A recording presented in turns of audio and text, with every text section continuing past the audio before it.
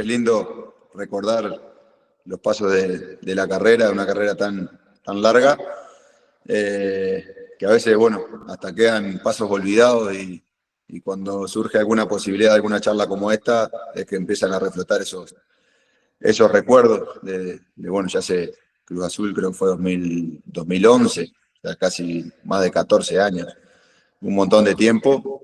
Bueno, siempre recordar esos momentos, los buenos y los malos, siempre terminan en buenos recuerdos generalmente. En general y global, muy buenos. Yo quizás hice una carrera, y lo digo siempre, jugué prácticamente 17 años en primera, y me tocó jugar en equipos que quizás no lo hubiese soñado desde niño, o quizás nunca hubiese imaginado llegar. Y bueno, el fútbol te va llevando a lugares que son totalmente imprevistos, impredecibles, y lo de Cruz Azul a mí me encantó. Creo que fue uno de los equipos más importantes, junto con Nacional de Montevideo y con Cerro Porteño acá en Paraguay, de los equipos más grandes en los que me tocó jugar. Me hubiese encantado permanecer más tiempo, pero sé que esa clase de equipos no te dan un tiempo ni de adaptación, y cuando sos extranjero esperan que rindas como un extranjero, como una contratación no de las top, pero sí a lo que apuntan cuando los equipos mexicanos en ese momento, creo que eran 4 o 5, creo que éramos 4 extranjeros que podíamos estar. Entonces ellos esperan muchísimo de cada uno de los que nos toca llegar. Y quizás, bueno, tuve poco tiempo, que tuve partidos muy buenos, tuve otros que me costó un poco más. Me hubiese encantado tener la posibilidad de seguir un semestre más para completar esa adaptación, porque sé que lo podía haber hecho muy bien. Pero sé que el fútbol no te da esos tiempos, y equipos tan importantes y tan grandes y tan necesitados como estaba Cruz Azul en ese momento, no te lo dan. Entonces, bueno, quizás fue un poquito en el debe no poder permanecer ahí, pero la experiencia en sí para mí fue espectacular. Mira, a mí me había ido muy bien en Puebla, que fue la primera experiencia en México, que fue, bueno, después de Wanderers en Uruguay, donde también me había ido muy bien en el año. Me dio la posibilidad de llegar a México, a Puebla. En Puebla me fue muy bien, sobre todo los primeros partidos. Creo que, no sé, me acuerdo si se había hecho 3, 4 goles en las primeras 7, 8 fechas. Y el único desgarro que tuve en mi carrera lo tuve ahí en Puebla, creo que fue para empezar la fecha 8 o 9. Y estuve prácticamente un mes afuera, y también lo mismo. Quizás si hubiese tenido esa continuidad, o le hubiera logrado mantener la imagen que había dejado en esas primeras 7, 8 fechas cuando llegué y me tocó jugar, una lesión me apartó, y cuando volví ya no tuve las mismas posibilidades, pero sí había quedado una buena imagen. Ahí terminó mi contrato en Puebla, volví a Nacional, y bueno, quizás por esa imagen en Puebla es que se dio mi llegada después, más tarde, al año siguiente a Cruz Azul. Supongo que bueno, esa estadía de ese semestre donde me había ido bien los partidos, sobre todo los que había jugado, me abrió las puertas para llegar a Cruz Azul. Y bueno, después Cruz Azul obviamente que es otro mundo, otra realidad, que venir del fútbol uruguayo, donde el ritmo es menor, donde el ritmo de juego es menor, donde la calidad individual de los jugadores es menor, donde la calidad de la liga obviamente también es menor, sobre todo en la generalidad del juego de los equipos, de la calidad de los equipos, del poder de contratación que tienen los equipos mexicanos con los uruguayos, no tiene relación. Entonces, bueno, quizás esa adaptación los primeros partidos me fue muy bien, empecé jugando de titular y bien. Después había perdido ese lugar de titular, después logré otra vez recuperarlo, y habíamos hecho un buen semestre ahí en Cruz Azul. Creo que perdimos las 2 semifinales del torneo Sí. local y de CONCACAF. En tu debut con Cruz Azul marcás un gol ante Tecos, que fue 4-1. Y después, bueno, lo que estuve viendo en la estadística fueron varios los partidos justamente que decís como titular. Cuando uno llega por ahí cedido a un club, me imagino que está la presión de tener que demostrar sí o sí por ahí para tener esa continuidad que decías que no tuviste al final. ¿Cómo pesa en la cabeza del futbolista? Es justamente, no sé si es como presión o motivación, esa exigencia que puede tener, no sé, la afición, la directiva, el cuerpo técnico y por ahí hacia uno mismo. A lo largo de mi carrera nunca viví ese tipo de presiones de esa forma. Yo en todos los equipos que me tocó estar, incluso en Cruz Azul, incluso en Puebla, Intenté dar lo mejor que tenía y me brindé al máximo en el día a día, y por eso me tocó jugar quizás muchos partidos, otros no, y competir con jugadores de mucha calidad. Entonces yo siempre, de mi parte, di lo máximo que tuve. Después, bueno, quizás había jugadores mejores, quizás los entrenadores o el entrenador esperaba otra cosa, o bueno, también ese poder de contratación. Si no estás tan a la altura como debe estar, saliste y entró otro jugador quizás con bastante más nivel, o como quieras llamarlo. Yo no lo vivía como una presión, sí viví todos los pasos que di en mi carrera, generalmente fueron para mejorar. Incluso cuando salí de Cruz Azul y vine a Paraguay también, eh, yo venía con una buena imagen por venir del fútbol mexicano, vine con un buen contrato, incluso bueno, me quedé prácticamente todo el resto de mi carrera acá en Paraguay. Pero nunca lo viví como una presión extra. Pero a mí me quedó la tranquilidad bueno, no de quizás no haber triunfado en esos clubes, sino de la tranquilidad de haber llegado a clubes tan importantes, de haber compartido plantel y cancha con compañeros y con rivales de una talla que seguramente era mucho más alta que la mía. Y bueno, tuve la virtud de poder llegar a esos lugares, eh, que pocos tenemos ese privilegio. En Cruz Azul había un lindo plantel en ese entonces. Recuerdo estaba Chaco Jiménez, bueno, Tito Villa, Gerardo Torrado, Chuy Corona, también, bueno, Gonzalo Pineda en tu posición. ¿Cómo era compartir ese vestuario? El grupo era espectacular, espectacular. Ya desde, bueno, tuvimos la fortuna de conocer al Chaco, ya sabes el tipo de persona que era, que sigue siendo, y quizás a mí también por el hecho de ser uruguayo, de ser extranjero, y bien llegué, fue de una manera espectacular, tenía mi señora cuando llegamos, que bueno, estamos nosotros dos solos en una ciudad de repente tan grande, y él con su familia nos arparon de una manera espectacular. Me sirvió para tomarlo como ejemplo para cuando a mí me tocara cumplir ese rol de tener que recibir a alguien. Me acuerdo que Chaco llegamos y se tomaba el tiempo de pasarme a buscar para ir a entrenar, para ir a ver el lugar donde iba a vivir.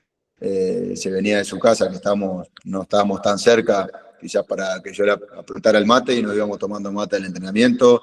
En el vestuario me hizo un lugar ahí entre él y Tito Villa. También llegó Waldo Ponce, que quizás también por la cercanía acá de ser sudamericano y extranjero, armamos un grupo lindo, muy rápido. Me acuerdo que con Isaac Romo también y con su señora y mi señor hicimos muy buena relación. La verdad que yo de ese plantel me llevo recuerdos muy buenos, no solo dentro de la cancha, sino lo que fue fuera.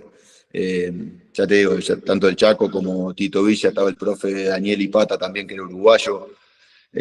Nosotros nos recibieron muy bien, a mí me hicieron sentir como si me conocieran de toda la vida, y eso a mí me ayudó un montón en ese momento. Yo creo que llegué con 25, 26 años, todavía muy joven.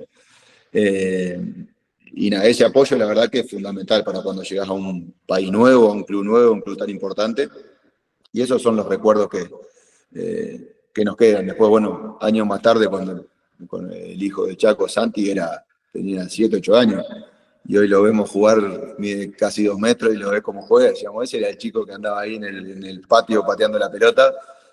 Bueno, que los años pasan y ves que bueno, el fruto de lo que era el Chaco como familia, lo vemos ahí en el hijo reflejado. Entonces, para mí ese vestuario era espectacular. Bueno, como decís, estaba Chuy Corona, Torrado, Gonzo Pineda, después de los más jóvenes que venían, Araujo, Javier Aquino, que hicieron un carrerón, que estuvieron jugando en Europa. Ya se veía que el plantel era muy bueno.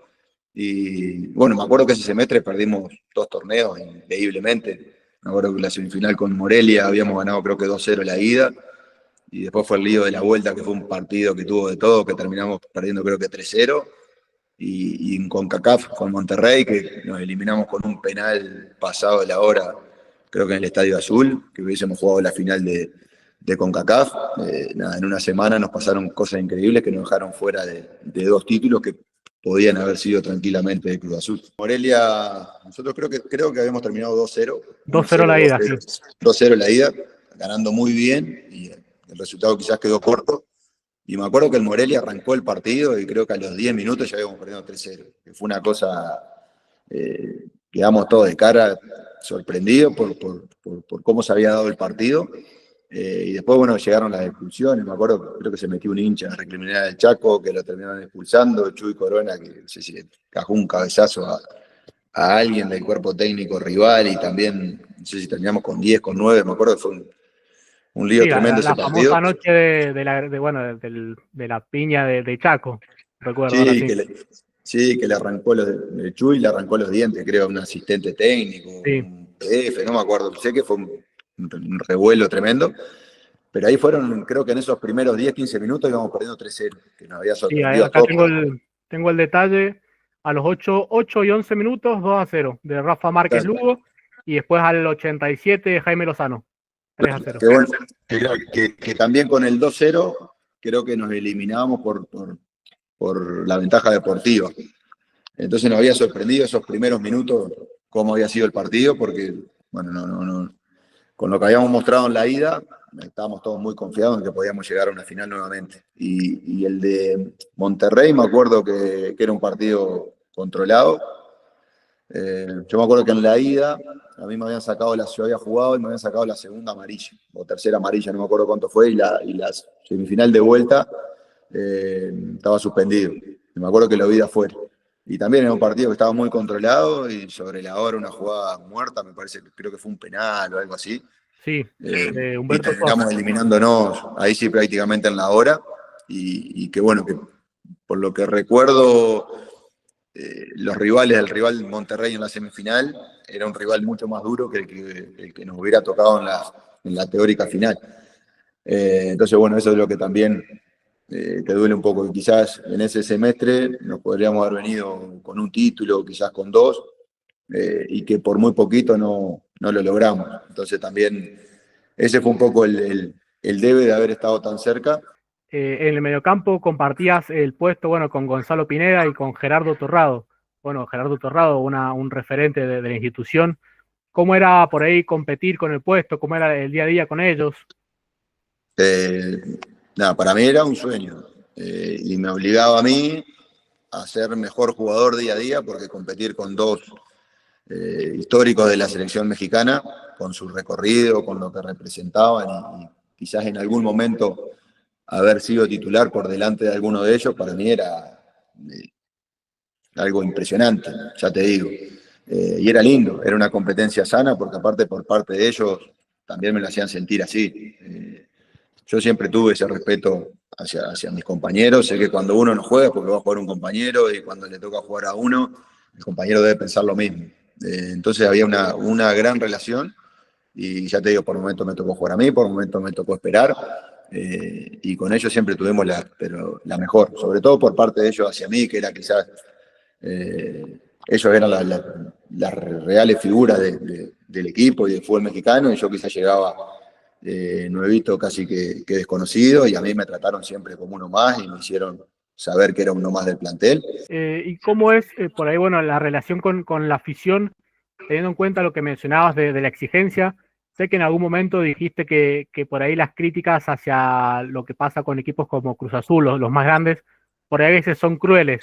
Sean los futbolistas o los entrenadores, tenemos que entender a qué clubes vamos y en qué clubes tenemos el privilegio de que nos toque estar y las exigencias de ir a ese club.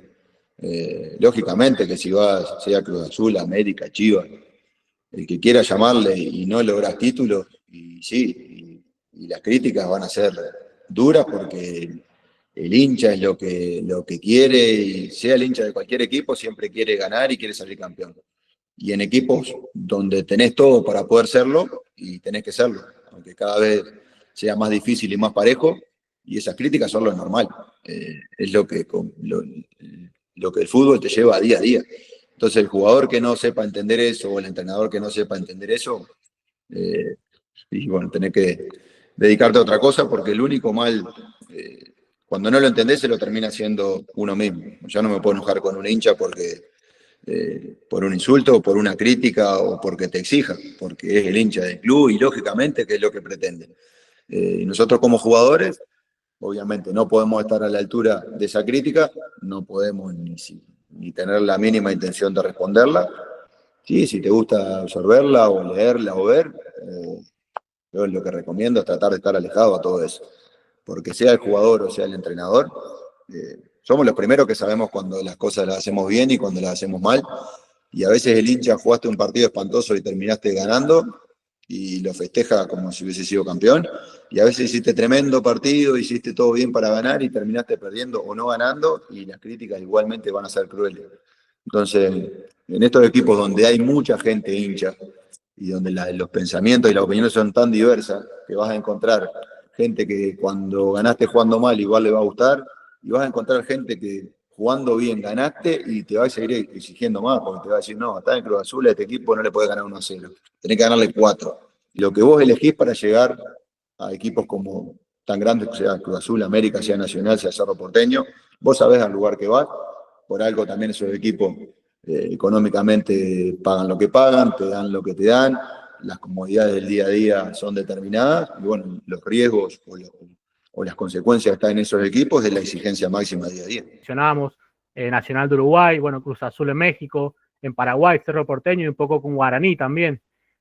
¿Cuáles son por ahí las similitudes y las diferencias que encontrás en esos clubes tan importantes en cuanto a no solo la afición, sino también la exigencia que se le da? La similitud es que en esos equipos siempre te exigen el máximo, siempre te exigen ganar y siempre te exigen ser mejor y siempre te exigen, si del partido anterior ganaste 1-0, el siguiente lo tenés que ganar 2-0. Y si te hicieron un gol, para el siguiente no te pueden hacer, que es lo normal y es lo razonable en equipos con tanta historia y con tantas aspiraciones.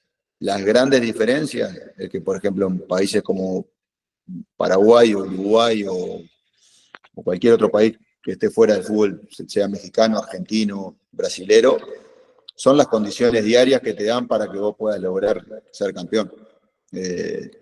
Guaraní, que es un club histórico en Paraguay, que exige lo mismo que quizás Cerro Porteño, Olimpia, Libertad o Cruz Azul, pero las condiciones diarias o del día a día no son las mismas ni cerca. Hay un montón de cosas que sí, por ejemplo, equipos como Cruz Azul te los da, o equipos como Cerro Porteño te los da, equipos como Nacional de Uruguay te los da, para competir en el medio local. Ahora, los equipos uruguayos, paraguayos, es muy difícil ya competir a nivel internacional, porque sí, también el hincha te exige que tenés que ir a ganarle a Palmeiras, que tenés que ir a ganarle a Flamengo, que tenés que ir a ganarle a Boca, a River, pero no ven que, o no les interesa que tus condiciones son mucho menores que las de cualquiera de esos equipos, porque tienen otro desarrollo, otro potencial económico. Bueno, nos tocó jugar semifinal de Copa Libertadores con Guaraní, nos tocó jugar contra River. Y nosotros, por ejemplo, el mayor refuerzo que teníamos era que en ese interín no se nos vaya nadie, no pierdamos ningún jugador, no pudimos contratar a nadie. Y River contrató a Alario, contrató a Tabaré, contrató 3, 4 jugadores que eran, bueno, fue la semifinal que llegó Tigres de México, y Tigres contrató a Gignac. Y nosotros estábamos rezando para que no se nos fuera nadie, para jugar esa semifinal, y la competimos y la peleamos, y estuvimos hasta el último momento ahí al alcance de un gol para jugar la final. Y con River a mí me quedan varios recuerdos, porque después de ahí lo enfrenté 2 veces más a ese River de Gallardo, y las 3 eliminatorias que tuvimos fueron calcadas. Nosotros esa habíamos perdido 2-0 en el Monumental, un partido recontra parejo que se terminó abriendo el segundo tiempo, con una pelota quieta, con otra más. Y la revancha, en las 3 veces empezamos ganando nosotros 1-0 y tuvimos el 2-0 en muchas ocasiones para hacerlo, para empatar la serie en esa primera semifinal. No lo pudimos hacer, sacaron pelotas en la línea, pegó en el palo, terminamos errando y prácticamente en los últimos 5 minutos en un contragolpe nos empatan el partido y terminamos quedando eliminados. Al año siguiente vamos otra vez con Guaraní, 2017, 2 años después, creo que fue octavo o cuarto de final con River, y lo mismo, pero esta vez al revés, perdemos 2-0 en Asunción, y cuando vamos de visitante, me tocó hacer un gol a mí antes que termine el primer tiempo, nos pusimos 2-1 en la serie, arrancó el segundo tiempo y erramos un gol prácticamente bajo el arco, sacaron otra la línea, pegamos en el palo, y a lo último del partido, 1-1, terminamos eliminándonos. 2018 vamos con Cerro Porteño, cuarto de final con River, otra vez en el Monumental, perdemos 2-0, otro partido recontra cerrado que se abrió con un penal, venimos a Asunción y hacemos el gol enseguida, 1-0, parejo, nosotros atacando, el segundo tiempo gol de River. O sea, tuve 3 eliminaciones seguidas con el River de Gallardo de la misma manera, perdiendo 2-0 la ida, ganando 1-0 la vuelta y que nos terminaban empatando. pero así como te digo, con Guaraní ya competir con esos equipos de la manera que competimos ya era sumamente meritorio. Que nos hubiese encantado jugar una final de Libertadores, sí, obvio, a quién no. Pero también nos tuvimos que quedar conforme con lo que hicimos, porque eso fue, bueno, 2015, 2017, y Guaraní hasta el día de hoy no ha podido repetir una campaña como esa. Y es muy difícil volver a repetirla porque cada vez tenemos más diferencia con los equipos brasileños o argentinos, sobre todo los más poderosos que juegan Copa Libertadores. Entonces, en el momento quizás no te das cuenta y te queda toda esa bronca, pero con el pasar de los años es cuando bueno, todas esos partidos decisivos que nos tocó jugar van tomando cada vez más valor. Y con respecto a River, con Gallardo tengo entendido que por ahí coincidiste en Uruguay, en Nacional, Sí. y por ahí se mencionaba en 2018 que había una posibilidad de que llegaras a River. ¿Qué tan real fue esa posibilidad de fichaje? Y si has hablado con Gallardo en algunos tiempos de estos años. No, bueno, con Marcelo coincidimos en Nacional, el de Uruguay. Él llegó para jugar el último año y jugó unos poquitos partidos y él tuvo una lesión grave de rodilla, se rompió cruzado en Uruguay. Terminó de recuperarse, terminó el año jugando y fue su primera experiencia como entrenador. Yo ya había salido, me había ido a Cruz Azul y él la primera experiencia como entrenador la tuvo Nacional. Nacional tuvo la virtud de darle esa posibilidad, pero se la había ganado él por su don de gente y en el día a día. Él llegó a Uruguay con toda su carrera en la espalda y él llegó al vestuario y era uno más. No, en ningún momento te hacía sentir o él se hacía notar que era Marcelo Gallardo, no. Nosotros ya lo notamos porque sabíamos que era él.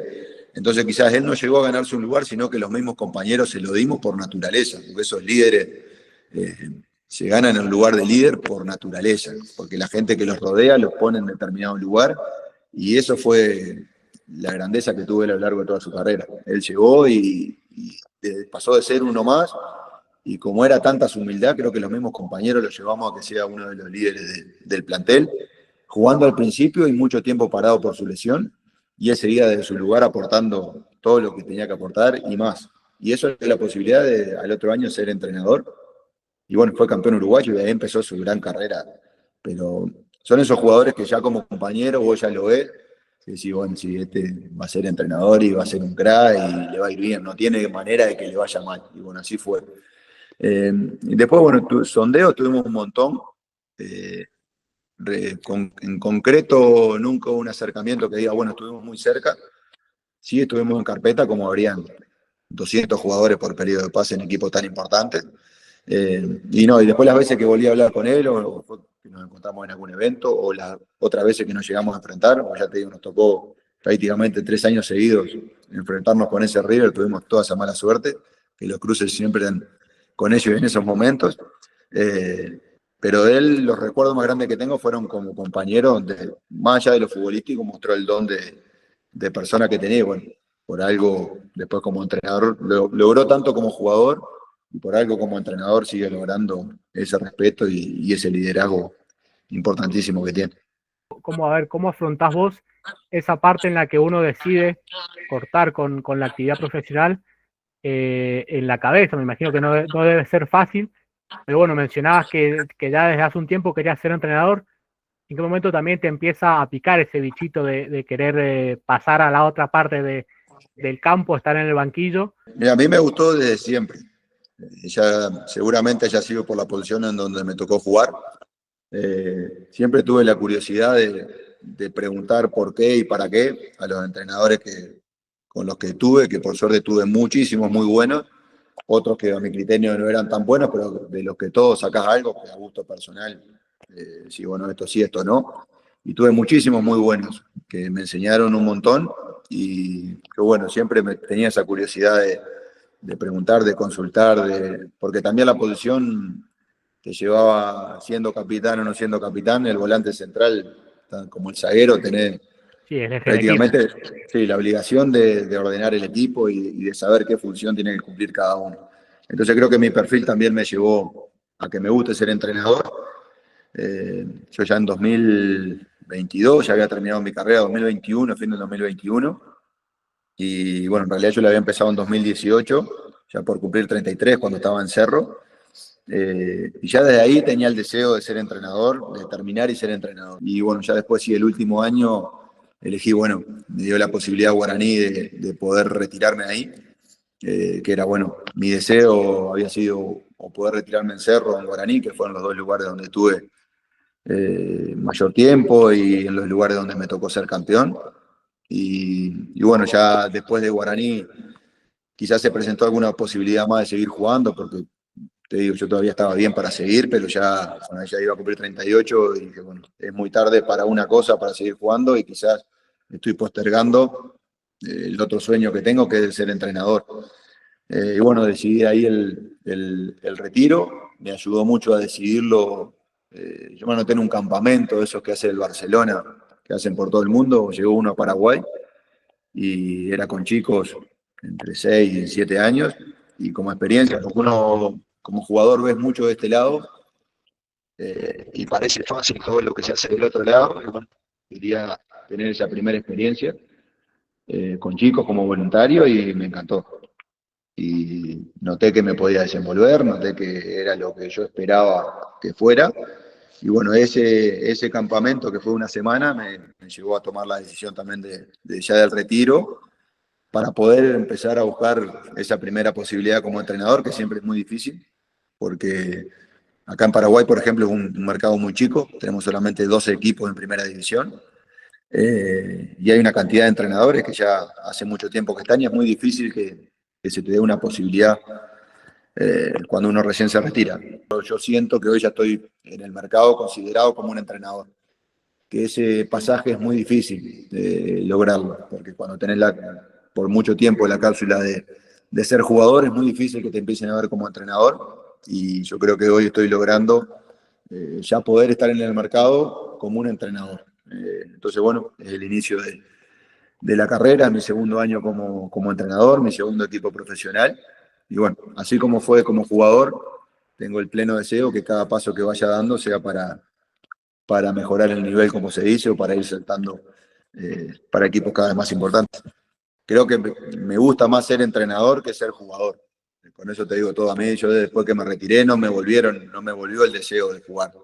No tengo deseo de jugar porque, ya te digo, me encanta ser entrenador y me encanta tener la posibilidad de hacerlo. Entonces, algo que no me cuesta y algo en lo que me preparé mucho tiempo y que creía o creo tener el perfil para poder hacerlo. Entonces me gusta, como me preguntaste recién si me costó el retiro. A mí no me costó para nada el retiro, porque yo ya lo tenía, o sea, yo en realidad estaba esperando el día para empezar a ser entrenador. Un poco lo que, no que me cuesta, pero sí lo que más creo que nos duele a todos los entrenadores, es cuando tenés un plantel parejo de 30 jugadores y tenés que elegir 23 para el plantel y 11 para jugar.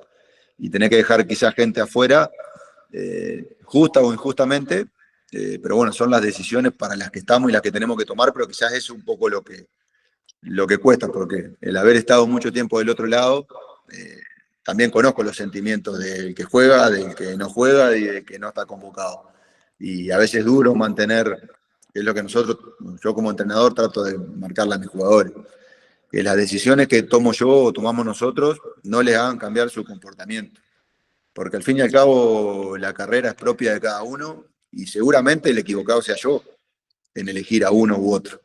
Y que hoy están conmigo y que mañana van a estar con otro entrenador y que mañana van a estar en otro club. Y el problema no siempre puede ser el entrenador. Claro. Eh, y te tiene que encontrar preparado y que las decisiones que nosotros tomemos, sí, tenés que asimilarla con bronca o sin bronca. Pero yo entiendo perfectamente el sentimiento que tiene, por ejemplo, el jugador que no le toca concentrar, que es duro y que después llegás a tu casa y que tu madre, tu padre o tu señora, o, no, ¿y por qué no te pone? No, ¿y por qué tal cosa si vos sos mejor que... Bueno. Entonces, ese es el peor momento que a veces le toca pasar al futbolista. Y bueno, hay que saber cómo sobrellevarlo. Y bueno, obviamente como entrenador trato o intento equivocarme lo menos posible. He leído bueno, a ver, has hecho tu vida en Paraguay, ya son muchos años. Por ahí que tenías algún emprendimiento en peluquerías, puede ser, barberías. Sí, sí, sí, nosotros tenemos dos barberías en Asunción, que también estoy al tanto de lo que pasa, pero estando allá estoy un poco más presente,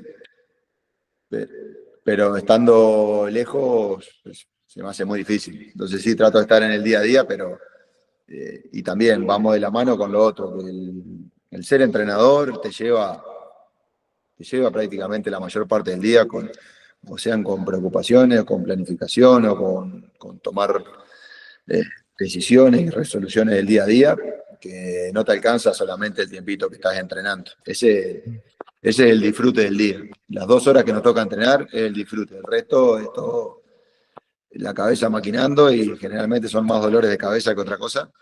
Eh, pero sí, tenemos los emprendimientos con su gente a cargo. Pero bueno, yo cuando estoy, que por suerte tengo la fortuna de tener trabajo y estar en un equipo profesional, trato de enfocarme 100% a eso. Yo sí veo mucho fútbol paraguayo, veo mucho fútbol uruguayo, miro fútbol argentino y hoy por cercanía acá mucho fútbol brasileño. Y todo lo que es Copa Libertadores, Sudamericana, lo veo todo. Que en teoría son los lugares que quizás estoy más cercano en la cercanía del tiempo a poder trabajar. Sea acá en Paraguay por el tiempo que llevamos acá. Acá todo lo que es primera división y segunda división los conozco prácticamente todos de memoria, o porque los enfrenté, o porque los tuve de compañero, o porque fue mi entrenador, o por alguna razón.